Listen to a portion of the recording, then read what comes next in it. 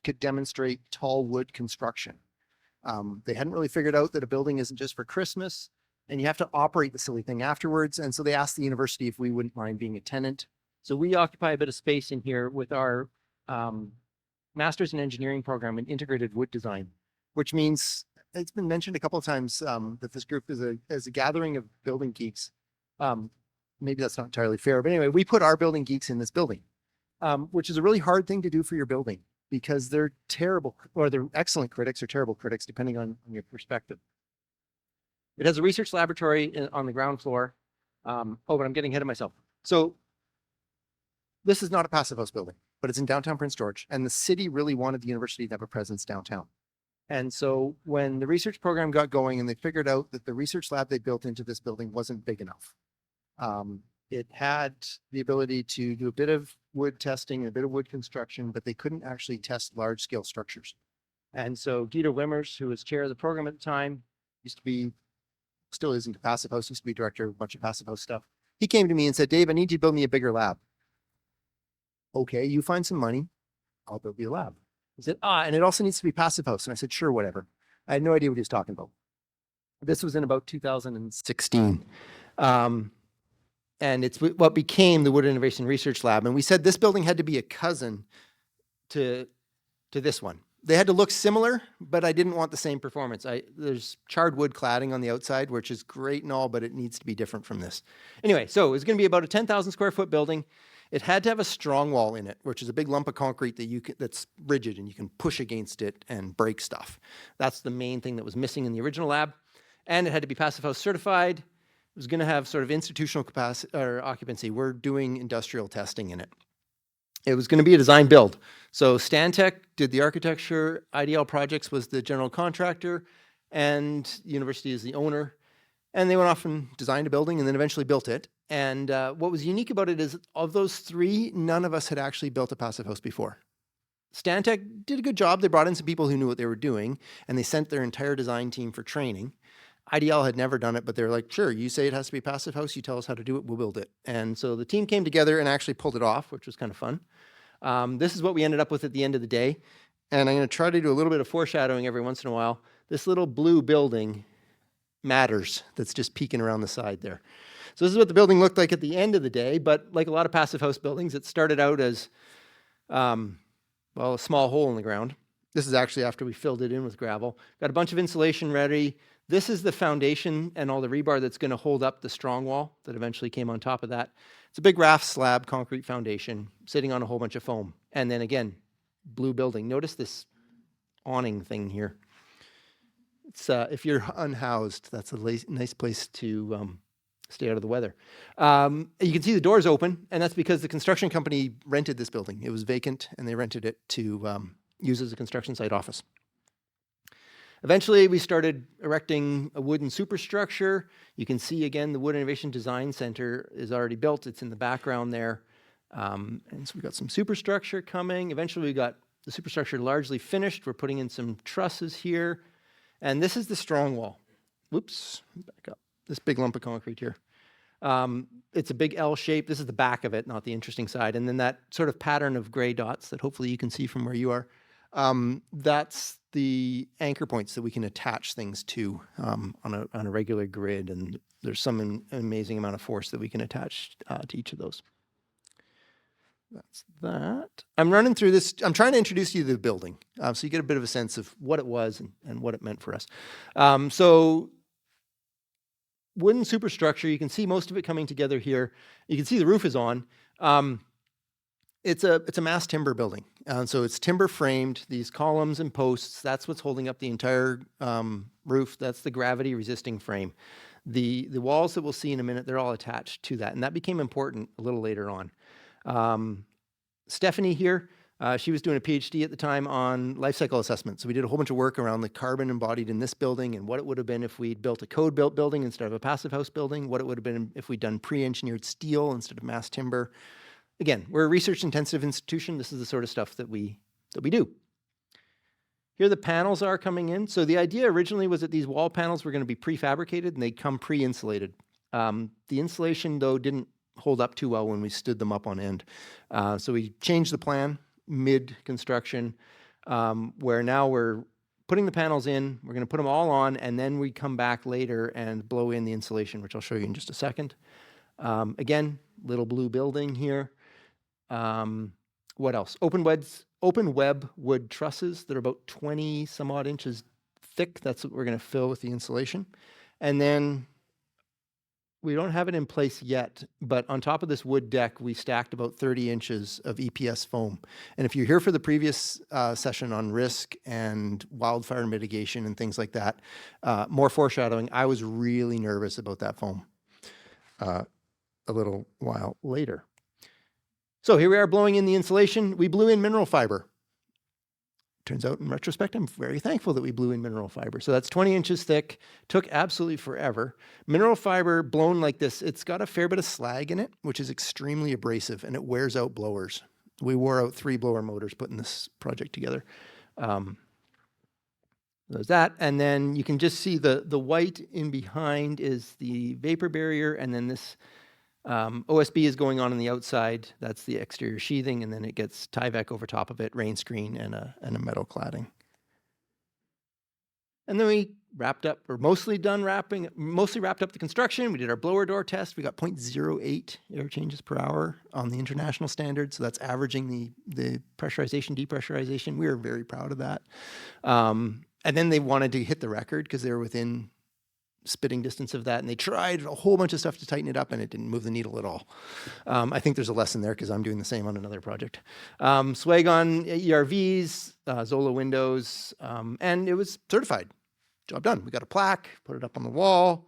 Then we had a grand opening for the building. The mayor came, the Minister of Advanced Education came, president of the university. We had a graduate student talking about the research that this building's going to enable her to do, and it was awesome. Oh, here you can see the strong wall. Look, we even had wood for the photo op. I mean, it was great. So this was 2018. Building's open, and looks like this on the outside. We have an overhead door, which if you're building a passive house, you need to be able to drive a truck into. That's hard, but we got there, proved that yes, you can do it. Oh, and then also inside this enclosure here is the dust extraction system. So this is a great big wood shop. And so we're running a huge industrial dust extraction system out of there, which also comes to play a little while later. And this is the sort of stuff that goes on in the building. Here we've got the strong wall with all the hydraulic actuators and frames. There's a big wood beam in there. I'm not allowed to talk about whose beam it is or anything like that, but they're doing what the building was intended to do. Testing wood structures, testing assemblies, really enabling a lot of mass timber construction across Canada and around the world, which is great. It's unique, this building, in terms of how big of a structure and how hard you can push on it, as we found when we tried to replace the function. So, there we go. Done. I'll take your questions. I wish the presentation ended here. But like I said, that was 2018, and it ran since then. And now we're going to fast forward to the summer of 2023. So last year, I went hiking. This is my wife. I often refer to my wife in my talks, and she doesn't like it when I call her my wife. So her name is Krista. She has a name. She wants me to use it. So if I refer to Krista, this is Krista. This is one of our kids. We went for a hike in August of last year. Had a great time. And came back. I'm working on a renovation project on my house where I'm trying to bring it up to EnerFit standards and doing an addition and a whole bunch of stuff, subject of some other talk, or come find me if you want to hear about that. And so I've been off work for about 2 months at this point in time, out of my day job doing construction. The previous talk, they asked who's a builder, and I'm kind of like, I don't know. Am I an owner? Am I a builder? Am I a consultant? I'm confused. Anyway, the next day I was due to receive the windows for the project. They were coming from one of the vendors that's just outside this room. Great windows, but I'm, up early in the morning, checking off, okay, am I ready for all this sort of stuff? Oh, and I forgot to mention, Krista married me for 4 reasons. Four reasons. One was my money. Whoops. And second was my muscles. Third was my brains. Well, that some days, some not. And the fourth was my ability to get up in the morning and make breakfast. And so I'm playing to my strengths. So I make breakfast in the mornings, and that is important in a minute. So sitting there getting ready to do that, and this is what the house project looked like at the time. We're still living in it because we did. We're suckers for that. And I'm sitting there planning out the day, and all of a sudden I feel and hear a huge thump, and the whole building shakes. And I'm like, oh dear. See, we've been getting ready to do, back up, ready to do roofing. And I had all the shingles stored on that porch roof out the front there. And where my brain went to is, oh dear, the porch roof collapsed. Not necessarily logical. So I run upstairs and I come out this window here and I look and everything's fine. I'm like, well, that makes no sense. What was that then? So I go and look on the back porch. No, it's still there too. Well, what was that? And I happen to see in this window back here, my neighbor across the back alley is looking out his window. I'm like, that's weird. He's never looking out his window. I've never seen him there, ever. And I'm like, what's he looking at? And I can't see. So I run around to the other side of the house, which you can't see here, and I look towards downtown. And I see a great big plume of black smoke. I'm like, oh dear. What I forgot to mention is when I ran upstairs, my phone binged. I'm like, well, I kind of, whatever, and carried on upstairs trying to figure out what shook the house. Well, this is what my phone said. So we have an automated fire alarm, and our building, the fire alarm had gone off, and that's when it clicked for me. Wait a second, this isn't a false alarm, which they usually are. Our building's on fire, and that's what this plume of black smoke is. And I'm like, oh dear, because remember the dust extraction system. Well, the reason I was able to connect what this was is because 11 years earlier, a sawmill in Prince George exploded and shook the house very similarly, and had us all going, oh my goodness, what was that? I used to be an industrial consultant. I worked in all those heavy industries, and so I know what the potential is and how close they are to our house. So anyway, now I'm like, ugh, and I literally feel sick because I'm worried that dust extraction system blew up. I mean, we have spark arresters, we have isolation dampers, we have all the stuff that you would design in there as engineering controls, but there's still a non-zero possibility that that's what happened. And that's where my mind went. So I now run downstairs, burst into our bedroom where my wife, remember, she's not the morning person, so she's not up yet. And I announce this. I say, the world just exploded. I have to go into work today. Which, I thought that made sense. I'm not going to be able to be home. Well, that wasn't what she heard, which was unfortunate. I found this out later. What she heard was the world just exploded. I have to go into work today, which didn't really make a whole lot of sense. So the only really reasonable response is, oh, okay. Kind of have fun with that, dear.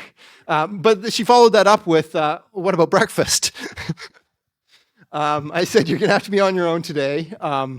To be fair, she actually brought me breakfast later because she also knows that I don't function well without breakfast. That's kind of why I get up in the morning and make it. Anyway, so I put some clothes on and ran into the car and drove downtown, and this is what I found, which encouraged me in some ways in that this black thing here with the smoke pouring out of it at the roof and the flames up there, that's our building. What's in front of it is that little blue building. Or used to be that little blue building. That's what actually exploded. And this was about 20 minutes after the explosion. You can obviously see all the black smoke. That's what I could see from my house. From a different angle, not my photo. This is another one. This was taken a little bit before I got there. The building is gone. This is it. That's a door in the street. It shattered windows 3 blocks away. Storefront windows. It was an absolutely catastrophic failure of that building. This is what that street normally looked like. That's the building there. And so what was it? Well, most recently, people in Prince George, if you've lived there a while, you knew it as the Achillean restaurant. It had been a Greek restaurant for a number of years, and then the landowner decided that they wanted to lease the building out to somebody different, and so they kicked the restaurant out, and it sat vacant for years. As I said, we used it as a construction office when we built the building next door, but previously, it had been a bus depot. That's what it was actually built as. It was the Greyhound bus depot, and that's what this canopy was for. The buses would all pull in here in the parking area and then board on that side of it. But as I mentioned, it'd been vacant for quite some time. People would often be found every morning sleeping under here or lighting fires or doing all sorts of stuff. And the city would come through. They have a crew that comes through and encourages them to move on every morning. And that's what was actually happening just before 7 a.m. that morning. There was a city worker coming through, ushering people away, and also they smelled gas. So what happened in the fire investigation was that somebody had broken into the building and stolen the gas pipe that used to feed the restaurant equipment. There's a little bit of copper there, I guess, and they left the gas open. So it filled the building with gas and somehow ignited just before 7 a.m. It's a wonder no one was killed. The woman who worked for the city, who was ushering everybody away, got everybody away from the building, but she was still too close. This canopy landed on her. She sustained pretty significant injuries, was flown down to Vancouver. She is back in Prince George. It's a small world. On the flight down, I sat next to somebody whose daughter is a friend of this person. She's doing better, but will continue to have life-altering injuries. Anyway, but nobody was killed, which we didn't know at the time, but was definitely an asset. So that was the building. This was after I got set up on a different street corner where I could watch from, and it's a bit of a weird experience to watch. I view it as my building, to watch your building burn. I was there for several hours. Like I said, Krista brought me breakfast, which was great. We were able to verify that there were no university staff in our building when it went off. But as you can see, there's a lot of smoke pouring out of that. Firefighters are here now. You notice this hose doesn't got water in it yet. They've got one hose going. They proceeded to get a couple of hoses going. My safety department contacted me and said, "Can you tell the fire department how that building's constructed and how they could do a better job of putting it out?" And I said, "No, I can't." I've done some incident response training. I'm part of the Emergency Operations Center at the university. Interestingly enough, we didn't think to activate it when this happened. But I know that, no, they've got their own command structure. They've got their thing that they're doing. And the last thing they need is some engineer wandering over and say, "Hey, can I tell you how to do your job better?" Anyway, my safety guy didn't like that answer. So I said, "Fine, Scott, you tell them I'm on this street corner right by the White Goose Bistro. I can see him. I can see the incident commander from here. You tell him if he wants my input, he can wander over and I'd be happy to talk with him." He never showed up. Anyway, so we watched for a while, and what's happening, well, I'm getting ahead of myself. I'll show it in a minute. So eventually they got the fire mostly knocked down. This here is the gas line. It flared till sometime late afternoon. They weren't able to get that isolated. But they're starting here. There's a water jet coming from the side, and this is bits of the metal cladding getting blown off, which was important because the fire had worked in behind the metal cladding. It was burning up the rain screen, and they couldn't get water in there because it was designed to keep the water out, and it did a very good job, even with the fire hose. But the fire wouldn't go out until the water got to it. So eventually they figured out they could blow all the siding off from the side, and once they did that, they were able to get the surface part of the fire out. Let's see what else. Yeah, it still burned in the parapet for a little bit. This is about a 3-foot tall parapet at the top. Once they got up on top, they could tear that apart from the top, and then they got some water in there and managed to get all that out. Oh, sorry. Whoops. Back here, they're packing up. They're ready to go home now. So then I took that as my cue. This is the last photo I took before I went home and prepped for my window delivery, which is apparently what I was going to do that day. Oh, and here you can see some more of the plate glass that shattered out here. This truck is a water truck. They were watering the flowers. So there's actually several city crews down there that morning. It's a wonder, like I said, that none of them got hurt. And then by the next morning, this is what the building looked like. You can see the rain screen detail here. Metal cladding, rain screen detail, Tyvek in behind that. The Tyvek had melted all in here. It burned in here. The OSB is the exterior. And then here's the mineral wool insulation. And then you can see the white Intello behind it, and then where the 2-foot deep trusses used to be. The reason this is all exposed is because the fire department actually brought an excavator on site and tore this part of the building apart with that so they could get water at it, which was good. That's if they'd called me earlier in the day, that's what I would have recommended. Get an excavator and shred that thing so that you can actually get the water in there. What else? And then you can see here where they hacked the parapet apart to be able to get some water into it. Police tape around it. Because they weren't sure what started the fire, they actually kept the whole area cordoned off for quite some time, over 24 hours before we were allowed into our own building, which proved to matter as well. So, impacts. What happens to your building when the building next door blows up and then burns for 4 to 6 hours? Well, the first thing is there's a shock wave that comes through. And this is a drop ceiling on the far side of the building. And so that whole building, we could see in the close CCTV footage that we have inside the building. The whole thing moved and then came back. And that shock wave disrupted this tile. And so it all fell down, or partially fell down. Interestingly enough, though, the building it's a wooden structure, and that wooden structure flexed. We didn't crack drywall anywhere. So we had to put these ceiling tiles back and redo the grid, but we didn't actually have to do any drywall work above 2 feet off the ground. But you build a passive house building, you're worried about all your control layers, you do all sorts of stuff to get it all airtight, and then you go and shake the whole thing. What happens to all those barriers and membranes and that airtightness? Well, yeah, good luck. So this is at the bottom where all those panels are attached to the foundation, and you're not supposed to see the blue skin there. There's not supposed to be a gap there. And then in this photo again, that clip used to be attached to some stuff. So it moved about 2 inches, and incidentally, it moved 2 inches towards the explosion. Remember I mentioned that strong wall? I think it reflected the whole blast back at it. And that's why its final resting position was 2 or 3 inches away from where it had started. So that impacts your membranes a little bit. We probably don't have the airtightness that we used to. And then the fire burned through in one spot that was about that big. Everywhere else, the mineral fiber actually insulated the building very, very well.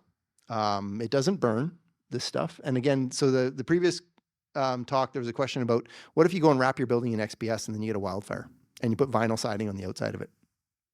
I know what happens, and it's not pretty.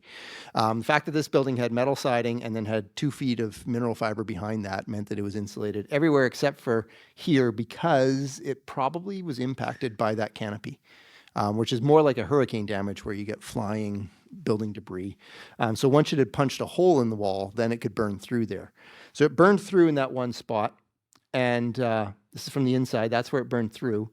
Burned up the wall a bit, and then we have a sprinkler system. So the sprinkler kicked in, dumped a whole bunch of water here, and put out the fire. Excellent. And really, so there's a couple take-home messages from this talk. One of them is you design high-performance building systems, the systems work as designed. So in this case, the sprinkler system worked as designed. If you've seen the movies, when the one sprinkler head goes, they don't go in the whole building. Apparently, there's a whole group of engineers that write letters to Hollywood every time a movie comes out where they pull the fire alarm and all the sprinklers go off. That's not how it works in the real world. In the real world, it gets hot there, and that heat rises, and it melts a little fusible link in your sprinkler head, and that one sprinkler head goes off. And it dumps a whole ton of very dirty water on the ground. And it puts the fire out. It did it. We actually watched that on the footage. And if I was more prepared, I would have had the clips here. But that's a good way to make the whole IT system go down, to try showing a video clip in the middle of your presentation. So I'm not doing that. But anyway, the sprinkler head opened up, put out the fire. What they also don't show you is nobody shuts that water off. And so remember I was locked out of the building for over a day? Well, nobody else shut the water off either. So that sprinkler head kept going for at least 24 hours, which brings me to our next damage, which it filled the whole building with several inches of water. So we did do a lot of drywalling. Just like you do in any other disaster, we drywalled the first 2 feet everywhere when we had to, but again, getting ahead of myself. So we had a flood. Now what? So and emotion. I'm an engineer. I was in a meeting the other day and I accused somebody of having an emotion. And they're like, yeah, Dave, you're an engineer. You think there's only one emotion, or at best one at a time. And, there are actually multiple emotions in this particular case. Anyway.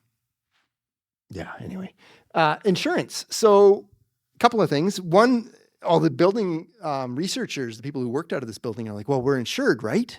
And I'm like, well, now is a bad time to ask that question. But it's a university, and universities are insured sort of by the province, but the province actually being the government, they self-insure. And so if you really wonder what your insurance program is like, take it for a test drive. Don't. But this is when you find out exactly what insurance you have and how it works. And we're still in the midst of doing that. And it's been an interesting adventure. Hopefully none of you are in that boat. Second topic on insurance is, there's an insurance claim viewed as being probable here. And so the restoration companies start circling that afternoon. Every logo for every insurance company in northern BC was visible as we're standing there as they drive by. And by the next morning, one of them had logos up on a fence. We were like, how did that happen? Anyway, So there's that. But then later on, as this has played out, we've actually, because we're a research institution, people approach us, and we had a bunch of people that work in insurance that are like, well, actually they don't. They work for the government, but they've been hearing that a lot of these high performance buildings, which governments are pushing for, are seeing much higher insurance costs. And it's because the insurers like, well, these buildings are really like fancy, and so they must be really expensive. And then if they ever get damaged, well, it's going to be really hard to fix them, and therefore your premiums need to be really high. And they wanted to talk to us because, well, you guys are actually gathering data on what it actually takes to put this thing back together. And we're like, yeah, sure, we'll share all that. So there's that side of it. Turns out it's not that hard to put it back together. So insurance. Offers of help. As I mentioned, I'm doing a side project well, it's not a side project if you ask my family, project at home, and I'm dealing with a lot of the same suppliers that supplied to this building originally, a lot of the same people who are have booths here and stuff like that. And so as I'm talking to them, they all knew about this project. And they're like, oh yeah, Dave, if you need any help, anything you need, just let us know, and we'll be willing to support. The other thing is other universities came through and they said, hey, look, you guys need to move your research here. We can do that. And the other thing, and that's when I figured out that, yeah, the reason we built, I knew it already, but it was reinforced. The reason we built this building and we built that strong wall is because that facility doesn't exist anywhere else in Canada. So we couldn't just move some of the research anywhere. But we were able to do that with some of it. And then uncertainty. So one of the offers of help came from IDL Projects, who was the contractor that built the building originally. And they said, Dave, maybe too soon. I know you got a whole lot you're dealing with, but you need anything, just give us a call. We'll help you out. We'll sort it out and help you out. But the next thing was like, how do you put a passive house back together? Like, can you even do that? And I'm like, yeah, you can. We'll just think about it a bit. And it turns out, can't remember. Yeah, this is the next slide. So it turns out it's not that hard. You bring back the original team. At least this is what we did. We were like, we want to make this as easy as possible for ourselves. So we brought back the original design team, the original construction team, all the original suppliers. And we said, remember we did this 5 years ago or whatever it was? We're going to do it again. And in theory, we get better at it the second time. But the key part is we're not changing the design. We're going to put it back exactly the way it was. That makes your insurer happy. When the last thing, and they know people are trying this. Oh yeah, we had this, but we actually want to just, and the researchers were the worst for this. They're like, well, can we just upgrade this thing while the insurance is paying for it? And I'm like, no, you get what you had. And if you want to have more, you have to pay for it. Oh, really? Do I have to? And actually, my associate director was in a meeting and he coined a great phrase, which is, I will not commit insurance fraud on your behalf. And one of the other people from the university thought that was great. And the next day he had a cross-stitched little plaque that now sits in his windowsill behind him on Zoom meetings. It says exactly that. Anyway, we're going to bring back the original design team. We're going to put it back how it was. And actually, Stantec, we were like, come on up, guys. We're going to meet and all that. And they're like, you guys don't need us. You have the original drawings. You're going to build exactly what was on the original drawings. We release you to use those drawings a second time, because if you're an architect, that's a one-time offer, those drawings. But we will release you to use those drawings to put it back exactly the way it was. Call us if you need us, but you guys got this. And we did. So that's what we did. We just went and rebuilt exactly what was there. Now, there were some adventurous parts along the way. I'm mindful that I'm between us and lunch, so I'll try to keep it on schedule. This is 14 pallets of mineral fiber insulation. We called up the vendor from that.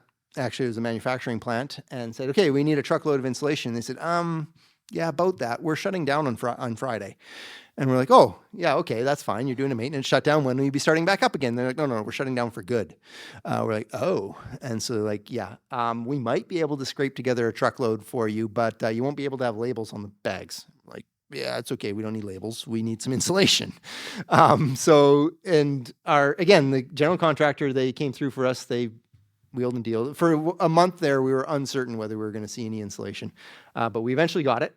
So that came through. Like I said, it's mineral fiber, which turns out very fire resistant. So it did not burn, doesn't melt. It was fine. In fact, they said, oh, Dave, you could reuse this in your house, the stuff they took out. And I'm like, and then they're like, oh, wait a minute.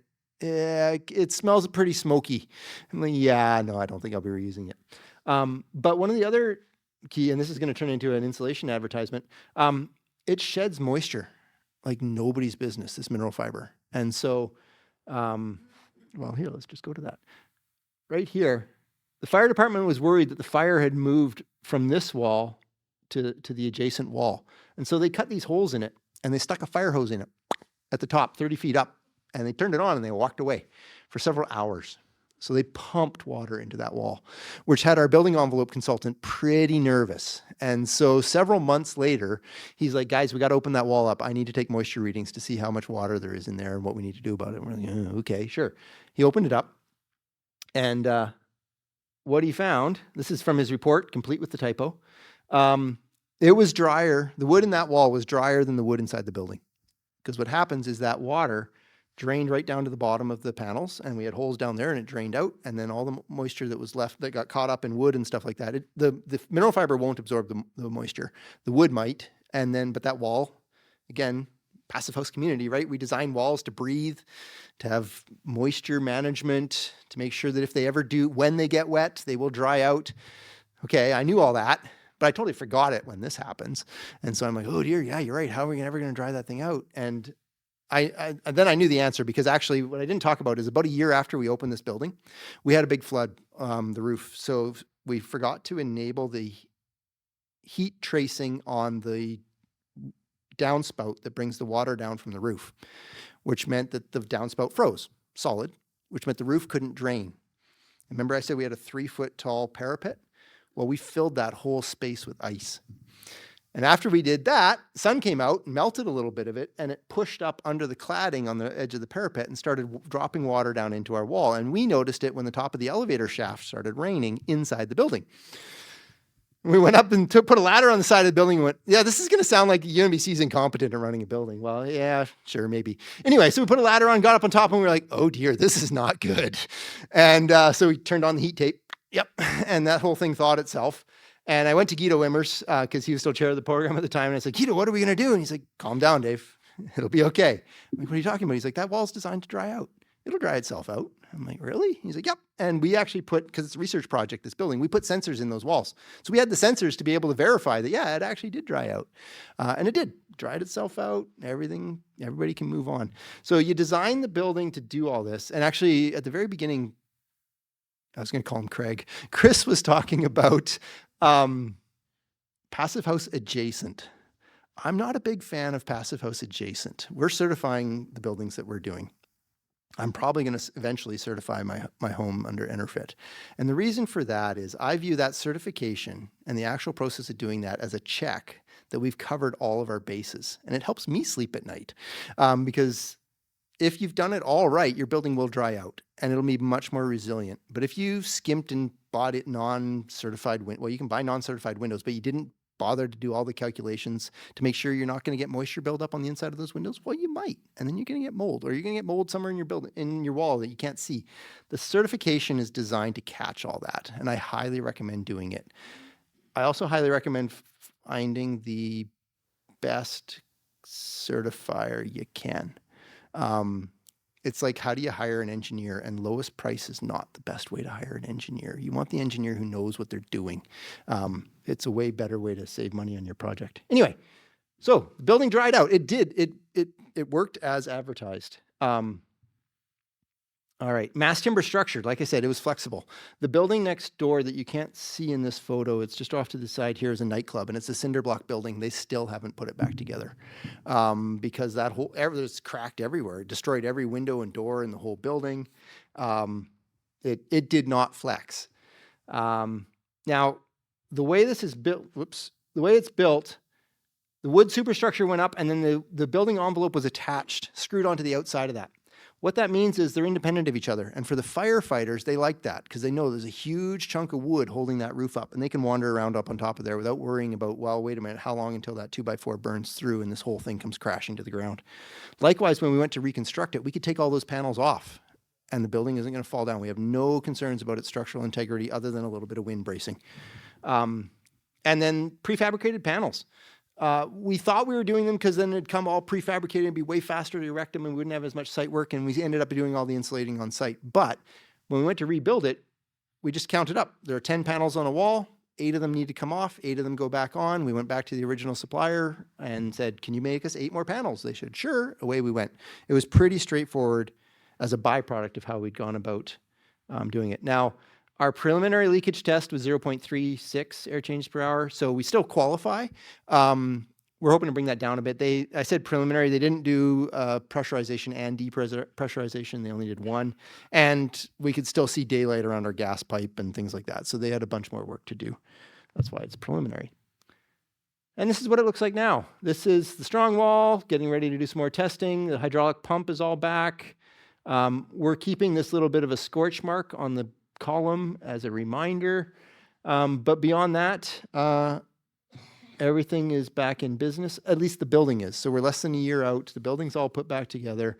Some of the equipment that got wet had to get sent back to the manufacturer for reconditioning. That's not done yet, but that's not my purview. We are back up and running with the strong wall. All right, conclusions. High performance buildings are resilient. It's not just about, it's about comfort. That's the main thing, but it's not just that. They will be more resilient to other things happening. It's not that hard to restore it or renovate it for that matter. You just follow the same sequence that you did when you first put it up. Not all of us have had experience doing that yet.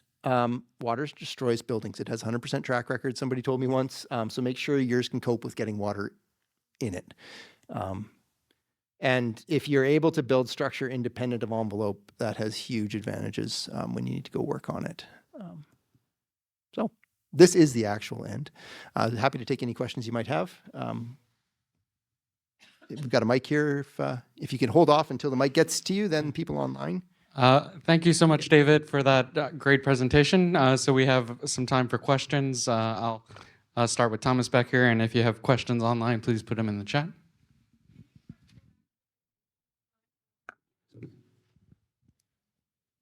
Yeah. I'm Thomas from Stephen Winter Associates. I'm primarily doing a lot of multifamily passive house designs in the Northeast, New York, Connecticut, New Jersey, and Toronto. I'm wondering, I guess, to put it simply, what the outcome would be here if you had a rain screen assembly with some sort of polyurethane foam. I have designed both mineral wool rain screens and rain screens that have XPS, polyiso. What do you think, and what your assessment would be on what the outcome might be here without that mineral wool? Yep. I'm not a fire expert. Actually, while I was here at UVic, I had a lab mate, Cecilia, who is a fire expert. That's what she went on to do her PhD in. But I don't think it'd be pretty. If you looked at sorry, I'm going to go back. No, I'm not. This is going to be painful. Well, maybe. Oh, there we are. That's what happened to the Tyvek. And that's an oil product there. I think if we'd had XPS back there, it would have just carried on and that would have burned. I mentioned at the beginning, I was really worried about all that smoke.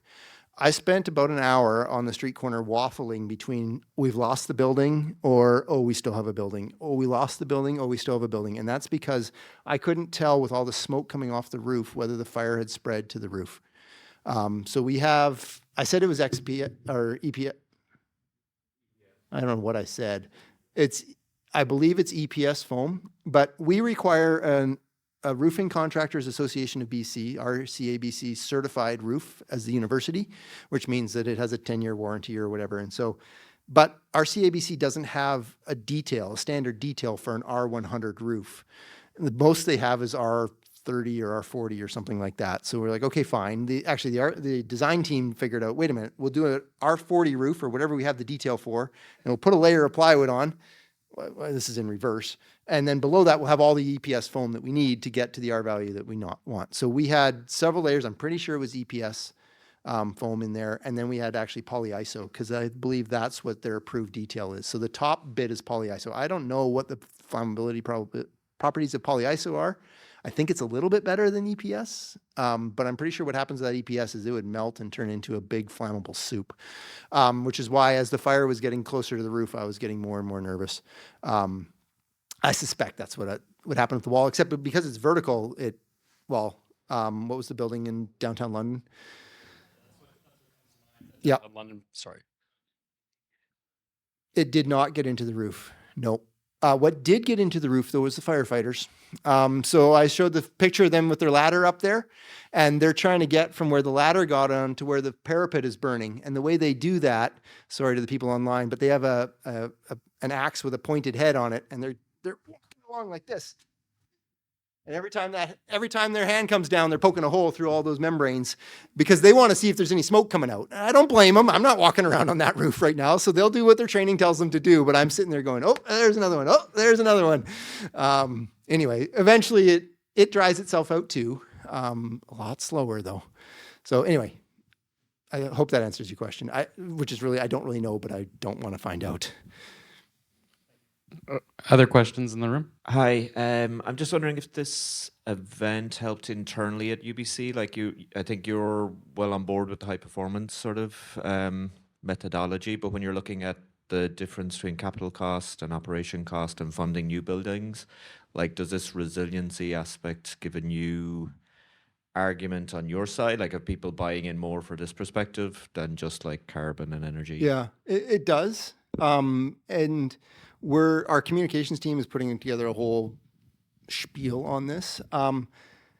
It kind of depends on the ecosystem that you work in. And for me, where I'm at the university, I probably shouldn't say this because it might change, but like I said, I get to decree that, hey, we're all going to be passive house going forward, and everybody just kind of nods and smiles and says, Dave, as long as you say we can do that, then fine, we'll do it. Similar with this, but it does help if I do need to make those arguments. It's there, and it helps too that's why we're here, right? It helps for the wider community to realize that these aren't just art projects. This is a way of building buildings that's going to move us forward.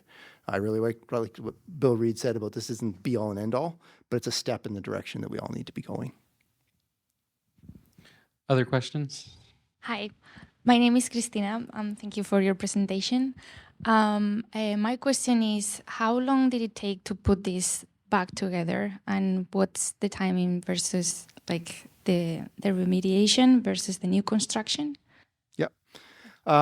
So the original construction for the building was pretty quick. It was funded by the SIF, Strategic Infrastructure Fund, of the federal government, which meant that we had to, from design through to finishing construction, we had 12 months. And we met that. Again, I mentioned IDL a couple times. They really came through for us. They're like, yeah, we can do this, but we gotta do it. So we did. Putting it back together, like I said, this event happened in August. By September, we had a plan in terms of what was all happening. But we didn't get really started on site in earnest until about late November, early December. And then the insulation happened in the midst of a cold spell. It was 30 below.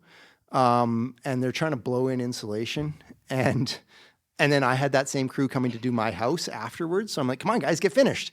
And we went for a week where they're about every day, they're like, oh, we got one more day. And I'm like,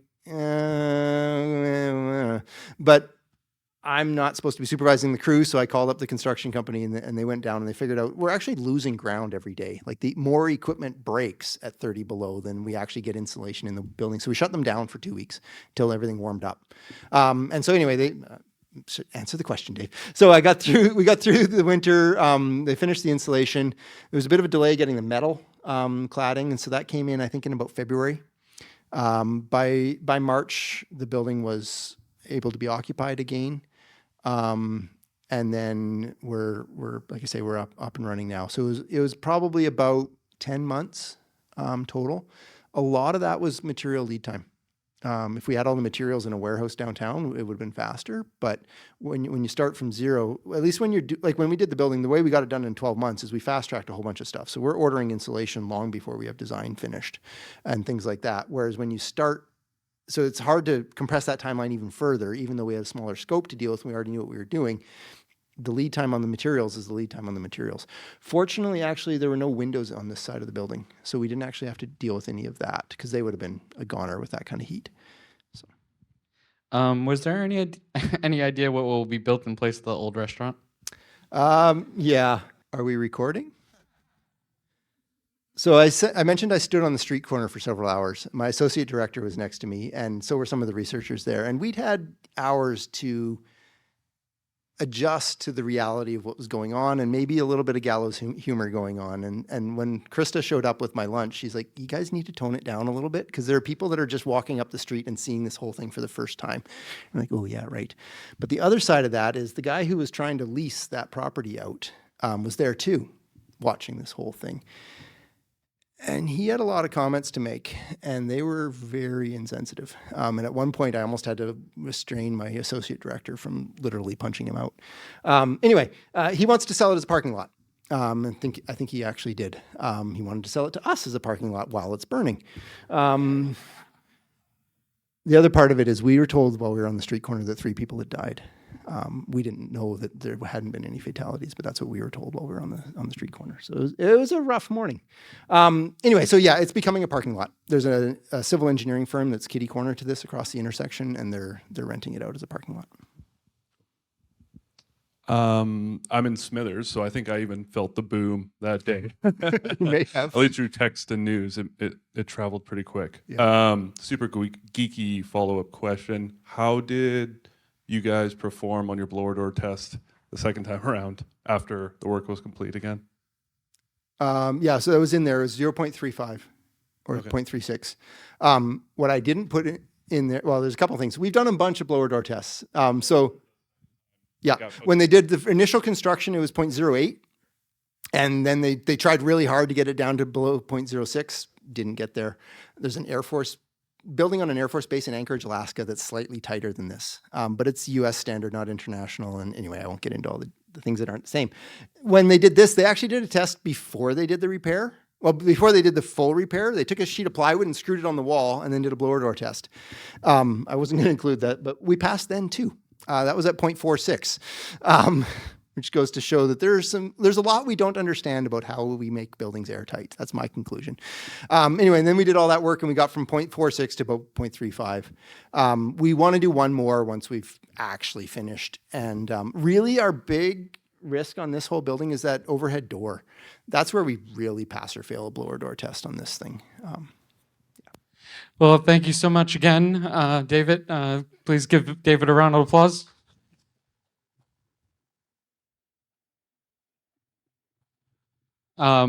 So don't try that at home, folks. And so a reminder, if you need continuing education credits, make sure you get your badge scanned.